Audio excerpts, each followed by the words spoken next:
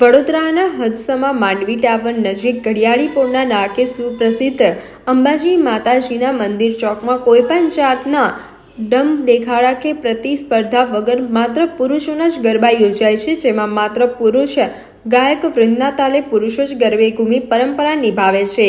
અંબા માતાજીના મંદિરે સહુ કોઈ દર્શન કરે છે, પરંતુ સદીઓથી ચાલી આવતી પરંપરા મુજબ ફક્ત પુરુષો જ ગરબા ગવડાવે છે અને ગરબે ઘૂમે છે। માત્ર પૌરાણિક પરંપરાને જાળવી રાખવા માટે ગરબા આજે પણ પુરુષો કરી રહ્યા છે, સાથે કુંવારી નાની છોકરીઓ પણ ગરબામાં જોડાય છે।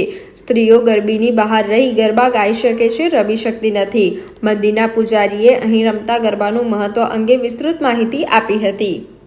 અત્યારે એક નવરાત્રિના માહોલની અંદર જે આપણે પૂરગ્રસ્તમાંથી બહાર આવીને જે નવરાત્રિ અને લોકોને જે આપણે શિવજીએ જે આપણને મતલબ કે બહાર કાઢીને જે માતાજી સ્વરૂપે અત્યારે આ પાર્વતી માતા અહીંયા આગળ આવ્યું છે અંબાજી, સાક્ષાત તમને એક સ્વરૂપ આવીને બધાને સુખ શાંતિ સમૃદ્ધિ આપે અને આખા વિશ્વનું કલ્યાણ થાય એવી મારી એક પ્રાર્થના છે।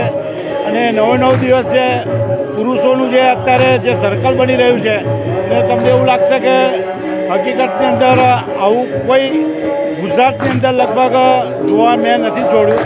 અને બરોડામાં પર્ટિક્યુલર ઘડિયાળી પોળમાં આપણા જેન્ટ્સ લોકો જ ગરબા ગાય છે અને એ મને ઘણા ટાઈમથી હું તો માતાજીને 9 દિવસ માતાજીની પૂજા કરવા માટે આવું છું અને મને તો ઘણા એવા અનુભૂતિ થઈ માતાજીની કે મારા ઘણા એવા કામ સારા એવા કામ મારા પતી ગયા છે, જે મનથી મેં ધાર્યા હતા એ બધા કામ મારા।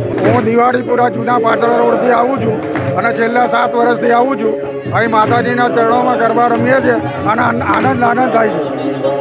અને વર્ષોથી એક જ જાતના નાના બાળકોથી માંડીને મોટા બાળકો, મોટા વડીલો, ઘરડા, વૃદ્ધો બધા પુરુષના જ ગરબા હોય છે અને બહુ શાંતિથી ને સ્વચ્છ ગરબા, આવા ગરબા આખી દુનિયામાં તમને જોવા ના મળે, આટલા સારા ગરબા। અને આ પવિત્ર એકદમ પવિત્ર જગ્યા છે, જે વર્ષોથી અહીંને એ જ પ્રસાદી ચાલે। માતાજીનો પ્રસાદ મળે, દૂધ મળે, દૂધ બદામવાળું દૂધ આપે અને સૌને આનંદ થઈ જાય। સૌને પ્રસાદમાં જે કંઈ ગિફ્ટ હોય એ પણ મળે છે અને લોકો આનંદ થઈ જાય છે માતાજીને વારંવાર। અને છેલ્લા દિવસે તો આંખમાંથી આંસુ આવી જાય છે કે માતાજીના 9 દિવસ પૂરા થઈ અને રડવું આવે છે કે માતાજી ફરીથી ક્યારે આપણે મળીશું, એવો દુઃખ થઈ જાય છે અને આંસુ આવી જાય છે અને માતાજીનો વિરહ થઈ જાય છે। એટલે બહુ સરસ લાગે છે।